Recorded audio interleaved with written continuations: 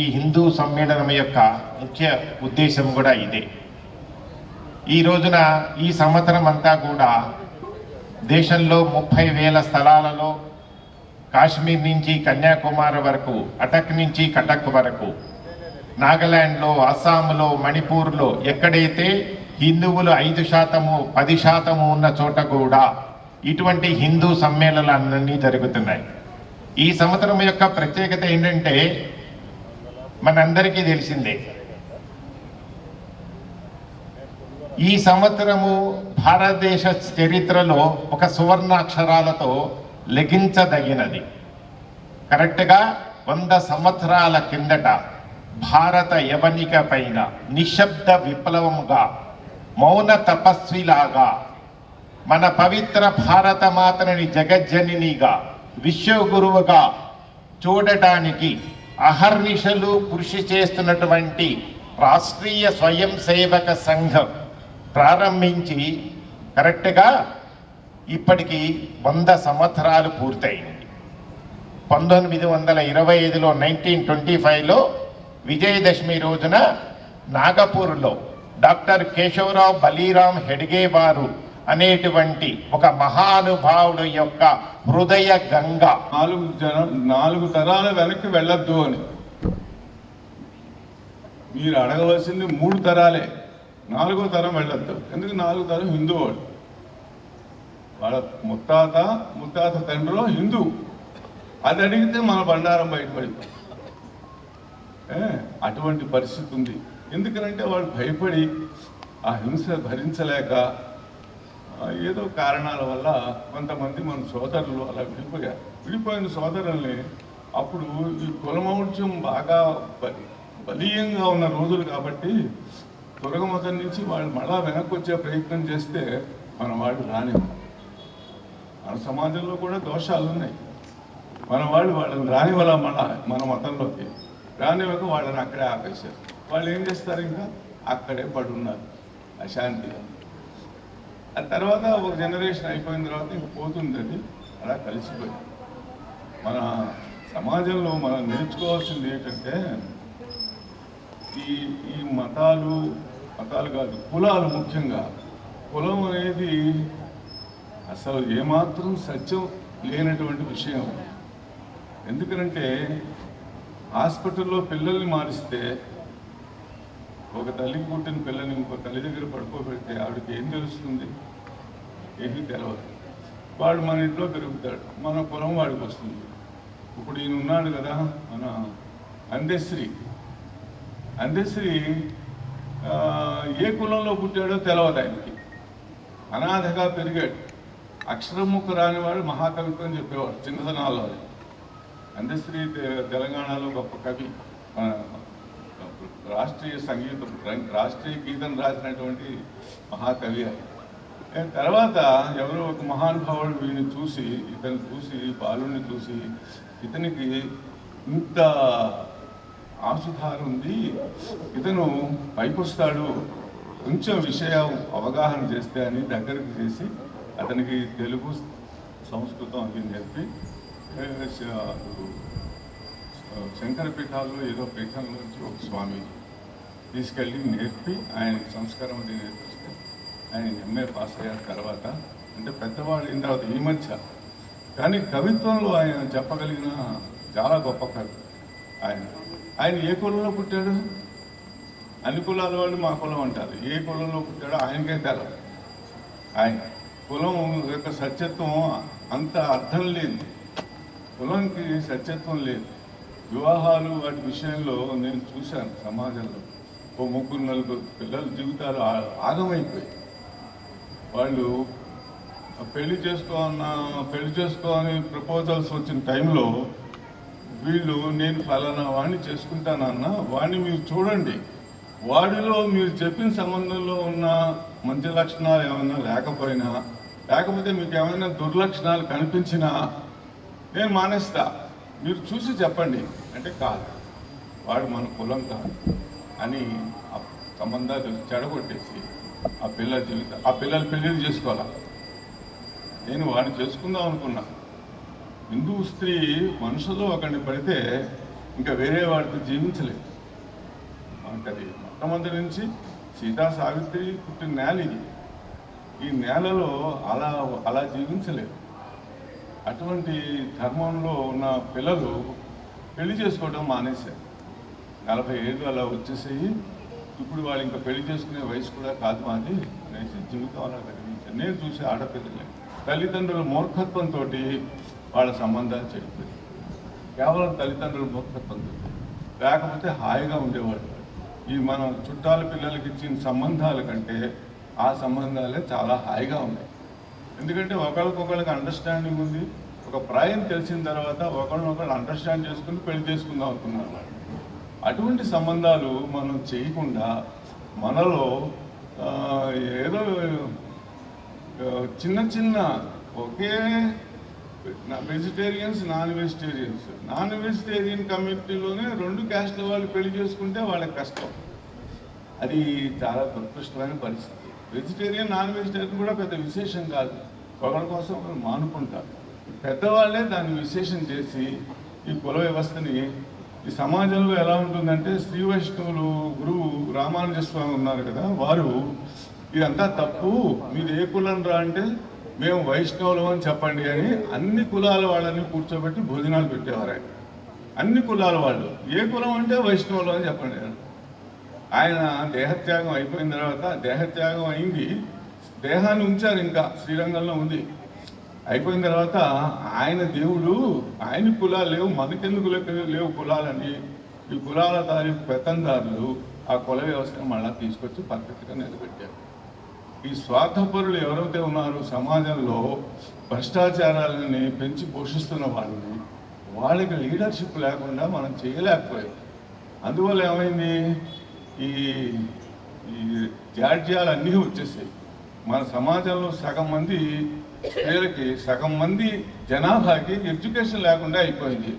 ఎందుకని, వాళ్ళు చదువుకోకూడదు అని ఈ వీళ్ళు చేసినటువంటి, అంటే ఆ ఆడవాళ్ళకి అసలు అవకాశం రాకూడదు అని ఈ సమాజంలో ఉన్నటువంటి పెద్దలు చేసినటువంటి అణచివేత కార్యక్రమం వల్ల సగం మంది పాపులేషన్ విద్యకు దూరం అయిపోయారు. విద్యకు దూరం అయిపోయేసరికి ఏమైంది, సమాజంలో బాల్య వివాహాలు పిచ్చి వచ్చేసి తర్వాత మన సమాజం నిర్వీర్యం అయిపోయి దురుష్కుల యొక్క పాలనకు గురయ్యాం. తర్వాత ఇంగ్లీష్ వాళ్ళు మనం దోచేశారు. వాళ్ళు వీళ్ళు కలిపి మన జాతిని సర్వనాశనం చేయడానికి కంకణం కట్టుకున్నా మన ధర్మంలో ఉన్న గొప్పతనంతో మనం ఈ రోజున తలకాయ నిలుపుకొని ఉండగలం. సంఘాన్ని స్థాపించినటువంటి విద్యవారు, గురూజీ, ఇటువంటి మహాత్ముల్ని మనం ముందుగా తలుచుకోవాలి, దండం పెట్టాలి రోజు ఉదయం కూడా. ఎందుకంటే వాళ్ళు స్థాపించిన సంస్థ ఒక రాజర్షిని మనకి ప్రధానమంత్రిగా ఇచ్చింది. మోడీ అంటే మామూలు వ్యక్తి అనుకోకండి, ఒక పొలిటీషియన్ అనుకోకండి, ఆయన ఒక గొప్ప రాజర్షి. ఆ రాజర్షిని మనకి ప్రసాదించింది రాష్ట్రీయ స్వయంసేవక సంఘం. హెగ్డేవారు, గోల్వాల్కరు, ఏకనాథ్ అంటే ఇటువంటి మహనీయులు ఎంతోమంది కలిసి ఇటువంటి సంస్థని నిర్మాణం చేశారు. దీంట్లో చాలామంది స్వయం సేవకులు, అంటే విభాగ ప్రచారకగా ఉన్నవాళ్ళు, ఆర్ఎస్ఎస్ ప్రచారకగా చేరి జీవితాన్ని దేశం కోసం అర్పించినటువంటి వేల మంది వాళ్ళ యొక్క త్యాగ ఫలమే ఈరోజు దేశానికి మోడీని అక్కడ నిలబెట్టి, మోడీని ఏ రాజకీయ శక్తి నిలబెట్టాల. ఈ ప్రచారకులు వీళ్ళే ప్రచారకులు అంటే 20 ఏళ్ళు ఆ వయసులో చేరి జీవితంలో ఏ సుఖం లేదు. మన చిన్మయానంద స్వామి వాళ్ళ వారైనా ఏమనేవారంటే సెయింట్స్ ఇన్ వైట్ రోబ్స్ అనేవారు. సెయింట్స్ ఇన్ వైట్ రోబ్స్ అనేవారు. చిన్మయానంద స్వామి వారు విశ్వ హిందూ పరిషత్ మొట్టమొదటి అధ్యక్షులు. అటువంటి మహాత్ములు ఈ మోడీ గారిని మనకు ప్రసాదించారు. లేకపోతే భారతదేశానికి 70 సంవత్సరాలు ఇండిపెండెన్స్ వచ్చిన తర్వాత కూడా చాలా అధోగతిలో ఉండేది. కాంగ్రెస్ వాళ్ళ పరిపాలనలో దేశం ఎటువంటి స్థితిలో ఉండేదో మనకు అందరికీ తెలుసు. అన్నీ రేషన్లే ఉండేవి, ఆఖరికి పంచదార కూడా దొరికేది కాదు. ఓ 25 ఏళ్ల క్రితం నా వయసు వాళ్ళకి అందరికీ తెలుసు, రేషన్ కార్డు పట్టుకుని పంచదార కోసం నిలబడాలి లైన్లో. సిమెంట్కి రేషన్ కార్డు, అన్నీ పిచ్చి పిచ్చివన్నీ ఉండేవి. ఇప్పుడు ఏది మనకి సఫిషియెంట్గా లేకపోవటం లేదు. నరసింహారావు గారు ఒక మాట అన్నారు 90స్లో, ఆయన ప్రైమ్ మినిస్టర్ అయిన తర్వాత. జవహర్లాల్ నెహ్రూ గారు వ్యవసాయాన్ని ఒకటి నేషనలైజ్ చేయలేదు, అది కూడా నేషనలైజ్ చేసుంటే వ్యవసాయాన్ని ఈ రోజున భారతదేశంలో భోజనం ఉండేది కాదు అని. ఎందుకంటే రష్యాలో బ్రెడ్ లేదు, రష్యా 15 దేశాలుగా విడిపోయింది కదా, కొనుక్కుని తిందామంటే బ్రెడ్ లేదు, అంత దరిద్రం అనుభవించారు వాళ్ళు. మన దేశంలో ప్రైవేట్ కదా, ఎవరి భూమి వాళ్ళది, అది వ్యవసాయం చక్కగా చేశారు. భారతదేశంలో మనం అందరం భోజనం చేయగలుగుతున్నాం. ఆయన అన్నమాట అది. నెహ్రూ గారు ఆ ఉపకారం ఒకటి చేశాడు, వేరే ఏమీ చేయలేదు. పబ్లిక్ సెక్టార్ పేరిట 1,00,000 కోట్లను తీసుకెళ్ళి తగలబెట్టారు. ఇవాళ అవన్నీ అమ్ముకున్నారు, ఏమీ లేదు. ఇటువంటి పరిస్థితి మంది. నేను ధర్మం గురించి మాట్లాడటం అంటే ఇదంతా కూడా ధర్మమే. అప్పుడేమిటి మన పరిస్థితి, అప్పుడేమిటి ఇప్పుడు కూడా అలాగే ఉంది. ఓటుకి డబ్బులు ఇస్తే ఓటేసే పరిస్థితి మనకుంది, ఇప్పుడు మారింది కొంత. అటువంటి పరిస్థితిని మనం చేయటల్లా, కానీ మన తోటి వాళ్ళు కూడా చేయకుండా మనం ఏమన్నా ప్రయత్నం చేయగలవా అన్న విషయం మనం ఆలోచించాలి. చేసి సమాజాన్ని కొంచెం మనం ఎటువైపు నడుస్తున్నాం అన్న విషయాన్ని, మనం నడుస్తున్నాం బాగుంది, మనం కాదు వాళ్ళని కూడా నడిపించాలి, నడవని వాళ్ళని కూడా నడిపించేటట్టుగా మనం చేయాలి. దానికి ఎక్కడ వస్తుంది అంటే, మనం ముందు పొద్దున్నే వచ్చి తలుపు కొట్టారు ఒక ఆవిడ, నాకు ఎవరు వచ్చారు, సాక్షాత్తు అమ్మ వచ్చింది, జగదంబ వచ్చి, అయినా లే నువ్వు నీకు కాస్త కాఫీ కల్పిస్తా, ఇంట్లో పనులు చేస్తా, ఈ పనులన్నీ చేసి నేను వెళ్తాను అని ఆవిడ వచ్చినట్టుగా నాకు భావన కలుగుతుంది. ఆవిడ వచ్చి కాఫీ కలిపి నాకు ఇచ్చి, ఆవిడ కొంచెం తాగి మిగతా పనులన్నీ చేసి వెళ్తుంది. వాళ్ళని కూడా మనం అలా హృదయంలో, ఈశ్వరుడే వచ్చాడు నాకు సేవ చేయటానికి, మనం ఇచ్చే డబ్బులు ఎంతండి, బహు తక్కువ. మనకు వచ్చే డబ్బులతో ఆదాయంతో పోలిస్తే వాళ్ళకి ఇచ్చేది చాలా తక్కువ. వాళ్ళని అది కాదు, వాళ్ళు మన అమ్మ, ఒంటరిగా పడున్నా నేను, అన్నీ ఇస్తున్నారు, సమకూరుస్తున్నారు, లేకపోతే ఎక్కడ తాగడం, రోజు లేచి ఆ టైంలో అవుతుందా నా వల్ల అన్న భావనలో కనుక వాళ్ళని ట్రీట్ చేసినట్లయితే మన సమాజం చాలా ఐకమత్యంగా ఉంటుంది, ఈ తరతమ భేదాలు నశిస్తాయి. అలా ప్రతి మనిషిలో కూడా ఆ రకమైన స్వభావం నిర్మాణం కావాలి. అది నిర్మాణం అవుతోంది సమాజంలో, అవటం లేదని కాదు, అవుతోంది. ఇంకా వేగంగా మనం అందరం, వచ్చిన వాళ్ళందరం కూడా కంకణం కట్టుకుని మనం చేయగలగాలి. తర్వాత ఎక్కువసేపు మాట్లాడినట్టున్నాను, నేను చాలా ఇస్తా, కొంచెం 1 నిమిషం 2 నిమిషాలు. వివేకానంద స్వామి ఒక మాట అన్నారు, ఏమనంటే, those men only live who live for others, others are more dead than alive అన్నారు. వేరే వాళ్ళ కోసం ఉపయోగపడని జీవితం వ్యర్థం, చచ్చిన వాడితో సమానం వాడు అన్నారు. మనం ఎంతవరకు వివేకానంద స్వామి డెఫినేషన్ బయట ఉంటామో మనం చూసుకోవాలి. Those men only live who live for others అన్న దాంట్లో మనం రావాలి. దాంట్లో వచ్చేందుకు మన జీవితాన్ని మనం కృషి చేసినట్లయితే మన జన్మం, ఈ మానవ జన్మ వచ్చినందుకు, భారతదేశంలో పుట్టినందుకు ఒక సార్థకత వస్తుంది. ఈ శరీరం పడిపోయిన తర్వాత ఎక్కడికి వెళ్తుందో తెలవదు, ఎక్కడి నుంచి వచ్చామో తెలవదు. అందుకని ఈ శరీరంతో ఉండంగానే, ఆరోగ్యంగా ఉండంగానే మనం మన ధర్మాన్ని మనం రక్షిస్తూ, ఆ ధర్మరక్షణలో జీవితాన్ని గడుపుతూ, మనం మన సంపదని మనం ఎలాగో తీసుకెళ్లేది లేదు, దానికి ఒక చక్కటి అర్థాన్ని కల్పించి ఆ సంపదని ఒక తీరుగా మనం వినియోగం చేసినట్లయితే మనం ధన్యులు అవుతాం, మన కన్న తల్లిదండ్రులు ధన్యులు అవుతారు, అన్ని రకాల మనం దేశానికి ఉపయోగపడిన వాళ్ళు ఉంటాం. అది చక్కటి వక్తలు చాలాసేపు మాట్లాడారు, వాళ్ళందరికీ నేను విని ఎంజాయ్ చేశాను.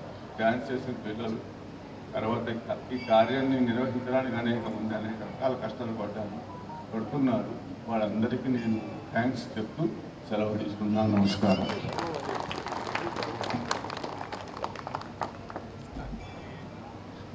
సూత్రధారిణి. ఈవిడ కూడా చాలా చక్కగా అందరినీ పరిచయం చేయడం, కార్యక్రమాన్ని చాలా మొట్టమొదటి నుంచి నిర్వహిస్తూ వచ్చారు. ఆవిడకు కూడా ప్రత్యేక అభినందనలు. ఎందుకంటే అందరికంటే ఆవిడ శ్రమ ఎక్కువ.